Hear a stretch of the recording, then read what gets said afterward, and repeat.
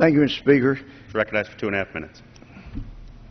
Mr. Speaker, the issue is here, do you want to fix possible problems with the authorization of Uniformed Military Force back in 2001 when all of the co-sponsors were not even here, and possibly the NDAA, or do you want to extend new rights that are not constitutionally required?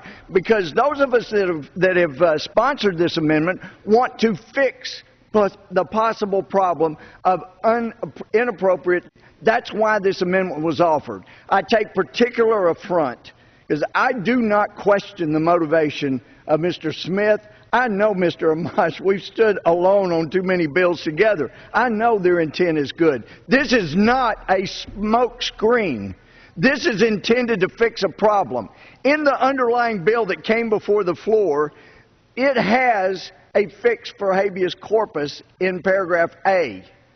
I added the provision that gets us to where we were before the AUMF.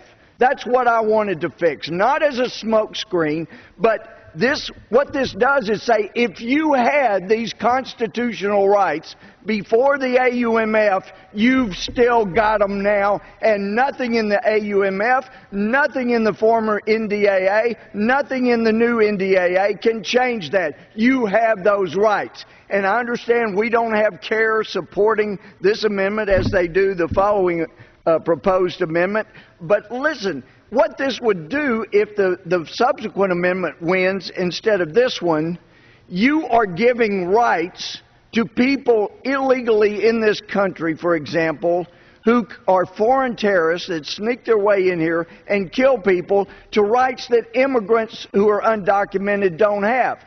People say, gee, we have a right to an Article III court. This Congress has the right to never create an Article III court. No one in America has a right to an Article III court. This Congress has a right under Article I, Section 8 to create or not create inferior courts.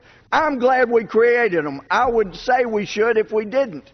But the right is to go back to where we were before the AUMF. That's what this amendment does, and we appreciate the support of Heritage and the Wall Street Journal in saying that the Quinn Amendment is not the way to go, extending additional rights. Let's fix the problem, and this amendment does that. The gentleman's time has expired. All time having expired, over yield back. The question is on the amendment offered by the gentleman from Texas. Those in favor say aye. Aye. Those opposed say no.